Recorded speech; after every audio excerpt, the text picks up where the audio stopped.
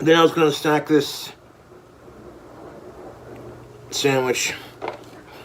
We've reached a dangerous point in the KingCobraJFS timeline, and it just so happens to be a combination of loss, decay, and craziness that has driven Josh to start having either duster or alcohol-induced tremors on stream. And it's kind of poetic if you really think about it, because the last time that we saw Puff, before Puff went missing, he was inside of his cage and he had a mini tremor. And now Josh, a month later or so, is having the same problem. So maybe it's the curse of Puff Returns. I don't know. Maybe it's the Mummy franchise just reincarnating itself into a tiny Casper, Wyoming Section 8 housing apartment. I don't know. I mean, there's a possibility out there. So basically today we're going to be examining Josh celebrating Ozzy Osbourne's birthday. Happy birthday, Ozzy Osbourne. And a couple different food hacks that he's got conjured up, including this one where his brain basically hard resets. So without further ado, let's check in on Ozzy. It's Ozzy Osbourne's birthday. Happy 75th, Ozzy. That's what the fuck is up.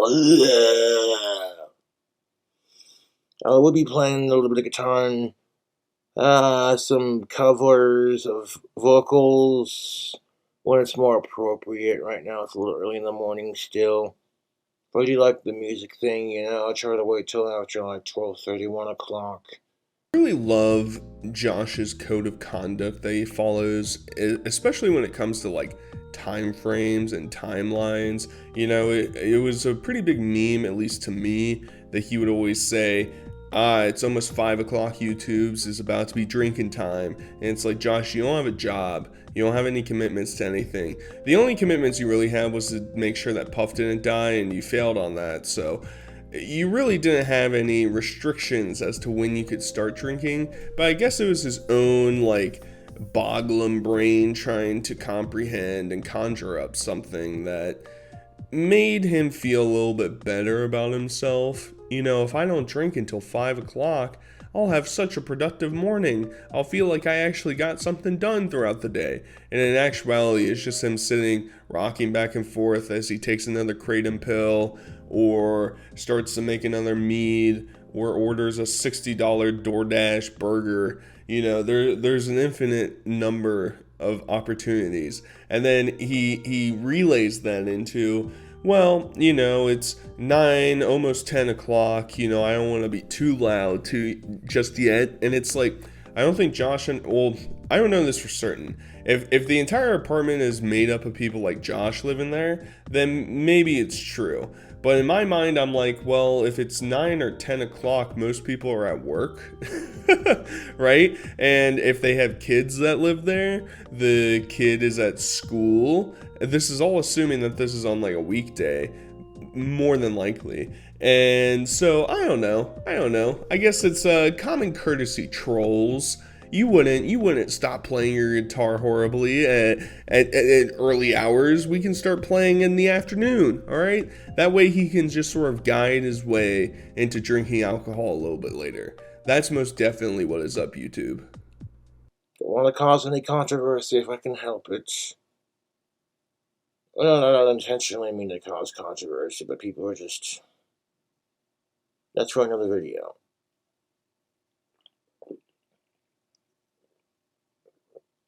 I don't know what he means when he says he doesn't want to intentionally start controversy.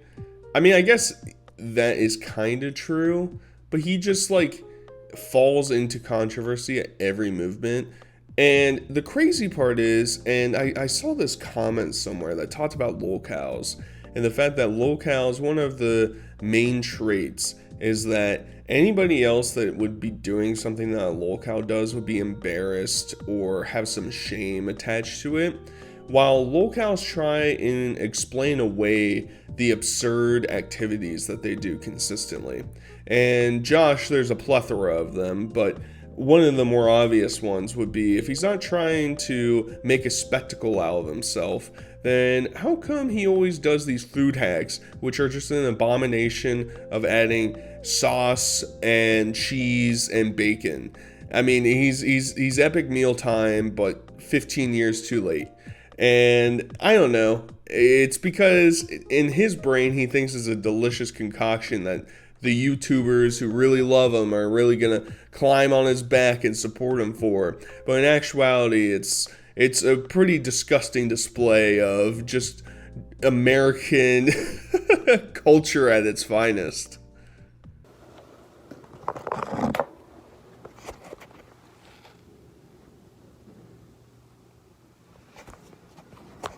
Look at it. I wanted to put chicken McNuggets on here, but they don't have it. It is what it is. I ordered me like a 6-piece McNugget and didn't get it, nor did I get my sauces. But I really can't complain, you know what I'm saying, YouTube?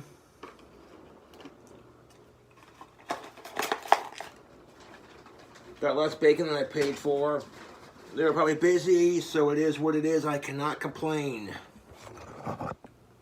He can't complain, guys, but he's gonna bring it up at any opportunity that he has throughout this video that he didn't receive his 6-piece McNugget and he didn't get enough bacon. It's not that they didn't give him bacon, it's that in his mind, he's deemed it as, this isn't enough. I need more bacon for this concoction. And I don't know about you guys, I don't know why a McRib is a specialty food item at McDonald's. I feel like it's probably changed throughout the years.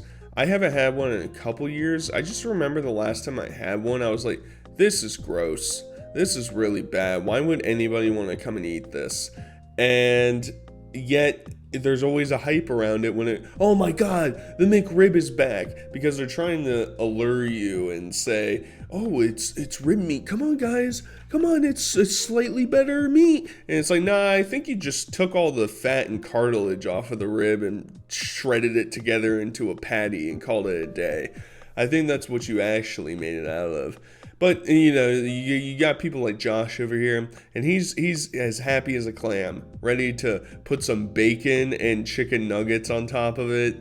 Just, what do you even say? What do you even say at this point? I mean, these food hacks are probably the 10th iteration that I've talked about. We got his decaying teeth, we got his pirate hat on, we got him complaining. Pretty soon he'll be crying about Puff again. And all he can really think about at this moment is, damn, I really didn't get my food right.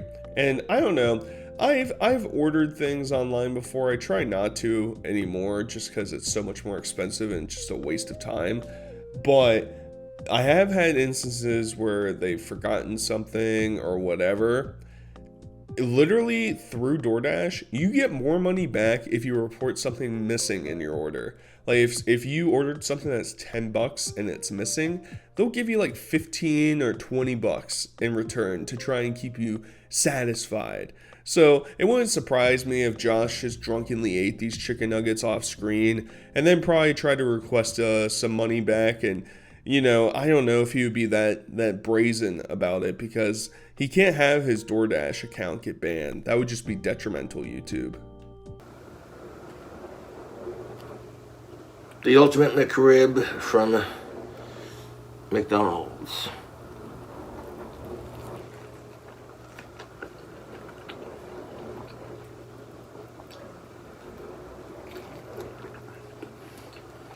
I will say this though, putting bacon on a McRib sandwich, not bad. Extremely unhealthy, yes.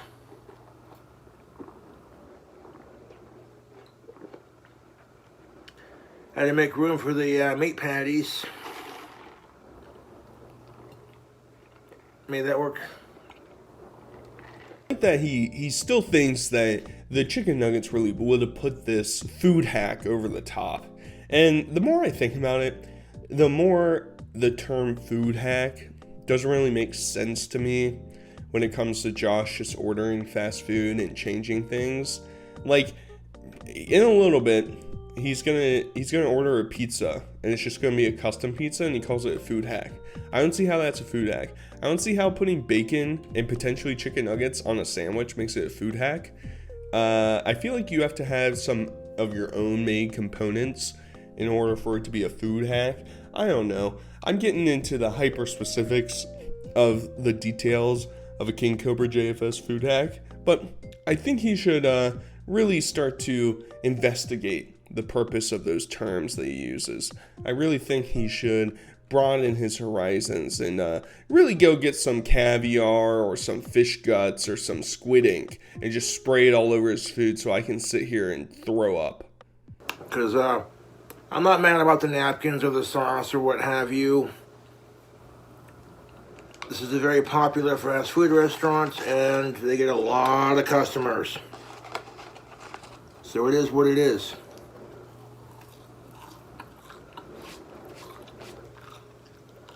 Sometimes my trolls will order me shit like that, where it's just like, you know, here's a sandwich with just the bun and the lettuce.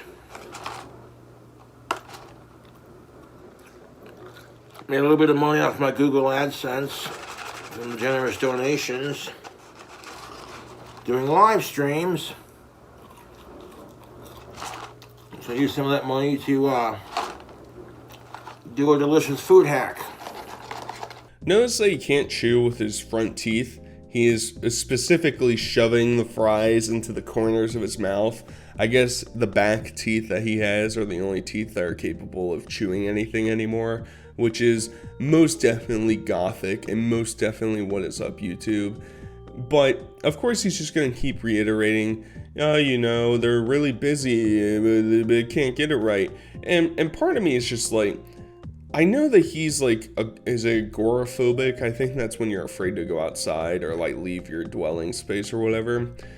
If that's him, then I guess I get it, but not really. Part of me is just like, imagine if he was making a food hack that he documented his entire trip to going to McDonald's or going to Wendy's or going to Little Caesars or going to wherever.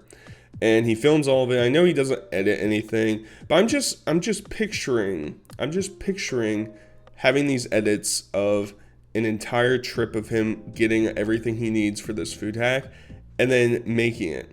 It would be an infinitely better video, but Josh doesn't care about that. And I don't know how he's gotten like super chats or super tips or whatever on his channel. I thought he was completely demonetized. That might have changed. I really don't know. I don't know how he's hooking it up, but hey, more power to him. And if you guys want to send him some buckaroos, go for it, I guess. You know, typically I say, can't be giving these locals money, but you know, he's in mourning, guys. He's grieving at the loss of his lizard that he stepped on and threw in the trash can. So let's give him some slack. Old world pepperonis, bacon, and for extra toppings, we did bacon and beef, jalapenos and onions. And for the bake option, we did a regular bake and, of course, a regular standard cut. With that, we got some crazy bread. I let it cool off on account of all that cheese. When you're going to make a custom-made pizza from Domino's, Pizza Slut, whatever. Oh, I just opened it. First time opening it. I let it cool off for a couple hours because of all the cheese that's on there. You know what I'm saying? You got to pull a slice, it'll just fall apart, and you don't want that. You know, I'll pick up a slice and just... So we're going to sacrifice cheese pull for having extra cheese. Extra cheese is always better. Now, excuse my ignorance, alright? I personally am a decent fan of Little Caesars. I think their $5 hot and ready pizzas, great advertising gimmick. I think their crazy bread, pretty good, especially when it used to be like $2 or whatever it was. Pretty good deal. However, I don't think I've ever encountered somebody that hasn't gotten cheese or pepperoni from Little Caesars. Maybe I'm just sheltered. Maybe I'm just saved from the insanity that I'm witnessing here. But I was completely unaware that people were going there and getting old world pepperoni, jalapeno, sausage, crazy bread pizza combination. And you know he DoorDash this for sure. So this pizza probably cost him like $35 to make. And here he is, he's ready to gorge down on it. He's ready to really just slam it. Just slam it. But I do have to say, I actually agree with him. And I know that him saying, oh, you gotta let it cool down so that the cheese doesn't slip off and pull everything off. While I agree with that on a technical level, you can't be too greedy, all right? You gotta let it chill a little bit, all right? But he probably fell asleep in an alcoholic stupor. This pizza's probably cold. It's probably been in his apartment for like 4 hours, and he just woke up and he's like, time to make a video, YouTubes. And here he is. So, how excellent. I've had pizza that cuts it into squares, and it's alright.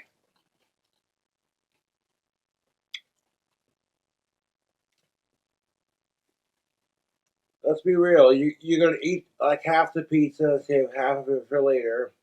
Have cold pizza to snack on. And I'm telling you right now,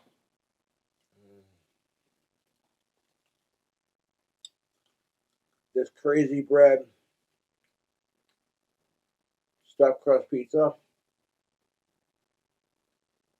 it getting the Cobra seal of approval. This food hack is slapping, dude. I mean, pizza's pizza for the most part. I know that it's kind of weird the way that you can cut things and it changes the taste of the actual thing. Like cutting a sandwich vertically or diagonally, it just like changes because of the ratio of crust to ingredients and all that. It's kind of similar to pizza. I don't know. I don't want to know what type of pizza he's had that he's had cut in squares. Because yes, you can have like Sicilian pizza that's very delicious, that's made in an actual pizza shop. It's great, hoo-ha, the whole world works. You can also get Detroit style pizza from a pizzeria that's very good. I have a feeling he probably accidentally ordered from Domino's one time and told them to cut it into squares. That's my fear.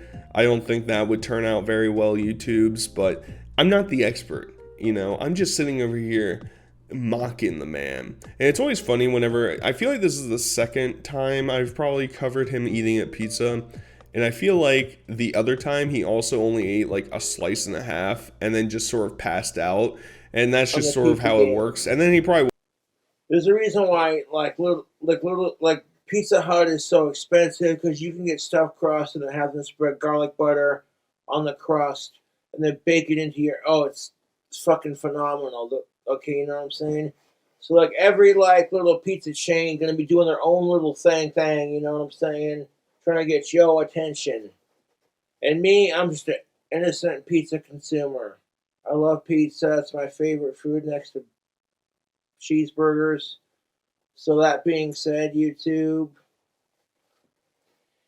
would I recommend this? A lot of channels are getting their shit undercooked.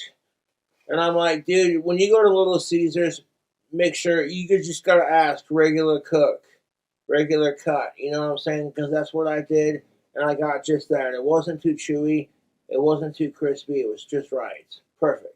Now, Josh never mentions that this is not an advertisement, which I think is an alert. I immediately think, oh my God, Josh Saunders is the official sponsor of Little Caesars Pizza.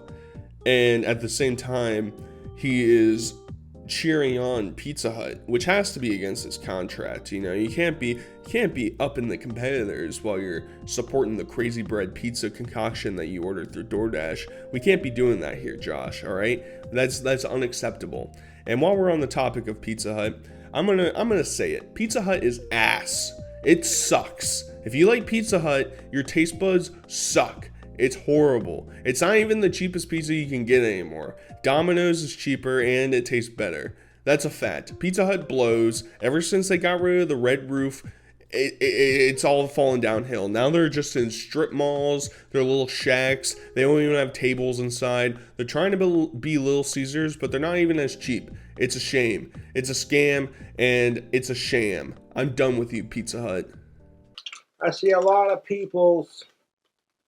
Oh, you know about what you know about that crazy bread, a crazy train bread, huh?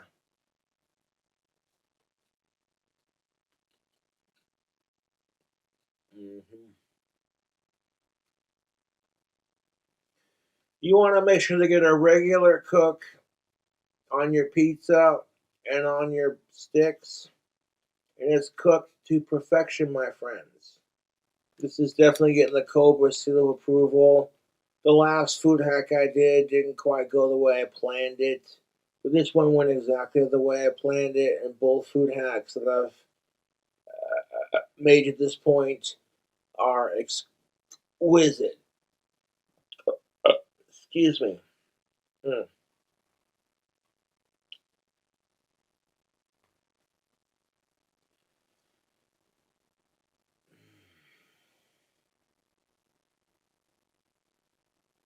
I think picking out on comfort foods more appropriate than drinking my pain away, I guess. And now that we're talking about pain and we're getting into the puffer section, I do want to point out he has a rake and he has a new little lizard sitting there. You see the little lizard, the little green one sitting there? Well, it appears that maybe Clint hooked him up with a new stuffy and said, here's to make you feel better about your lost lizard. And Josh probably found that rake in the trash can and thought, yeah, I'll just scrape through the yard out back and see if I can find Puff back here. Yeah, we'll see if that works out. I mean, this is still the man that believes that a bearded dragon can hibernate in Casper, Wyoming underground for like 4 months and then reemerge and find its way back home perfectly fine, and they'll reunite and be happy. He also continuously talks throughout this stream about, well, I have to wait a year since Puff was lost before I can get a new bearded dragon because I just have to mourn. And it's like, well, that's a very specific timeline. It's almost like you know he's dead and you know you killed him. So you're just giving yourself an artificial deadline so that you can make yourself feel better down the road. You're obviously not going to wait a year. It'll take you 6 months before you decide to get another pet. And honestly, he should get a fish. A fish, their lifespan varies, but 6 months maybe. And Josh is probably not gonna, he's probably gonna pour liquor in it and stuff and it'll die. But it's a fish. The lifespan wasn't gonna be super long anyway. And it's less destructive than a real breathing animal that can crawl around and exist in its own. So maybe that's the avenue we should be taking. Puff.